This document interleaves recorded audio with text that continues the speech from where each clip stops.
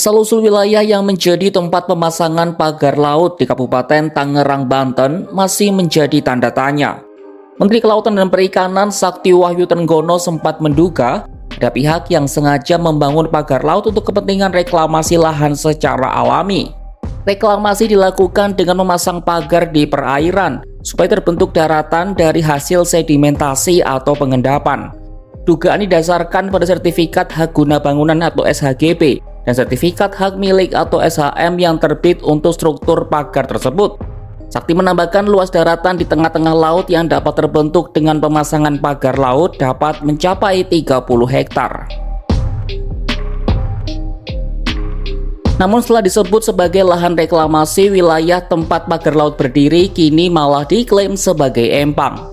Hal ini diungkap oleh Menteri Agraria dan Tata Ruang atau Kepala Badan Pertanahan Nasional alias ATR BPN Nusron Wahid saat menceritakan momen perdebatannya dengan Kepala Desa Koho Tangerang bernama Arsin, Jumat 24 Januari 2025. Saat berdebat dengan Nusron, Arsin ngotot menyebut area itu dahulunya adalah empang. Lalu menanggapi hal itu, Nusron Wahid menegaskan berdasarkan kondisi saat ini, lahan itu sudah berubah menjadi lautan yang masuk kategori tanah musnah. Tanah musnah adalah tanah yang sudah berubah dari bentuk asalnya karena peristiwa alam, sehingga tidak dapat difungsikan, digunakan, dan dimanfaatkan sebagaimana mestinya. Oleh karena itu, hak apapun di wilayah tersebut otomatis juga hilang. Pak Lurah ngotot bahwa itu dulunya empang. Siap. Ya, Pak Lurah. Katanya ada abrasi. Kemudian dikasih batu-batu ini dari tahun 2004 katanya. Siap. Karena kalau nggak nyampe sini gitu kata dia. Saya nggak mau debat sama Pak Lurah. Ini kampung dia. Kalau kami debat nggak bisa pulang saya nanti.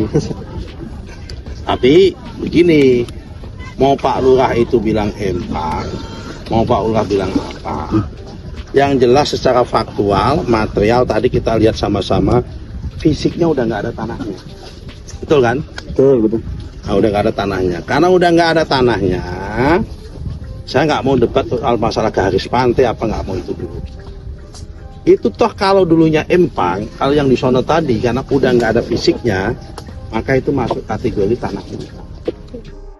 Lebih lanjut, Nusron menyampaikan Kementerian ATR BPN sudah membatalkan 50 SHGB dan SHM pagar laut Tangerang. 50 SHGB dan SHM yang dibatalkan merupakan milik PT IAM di Desa Kohot, Kecamatan Paku Haji, Tangerang. Pembatalan dilakukan karena pihaknya menemukan sertifikat dalam status cacat prosedur dan material.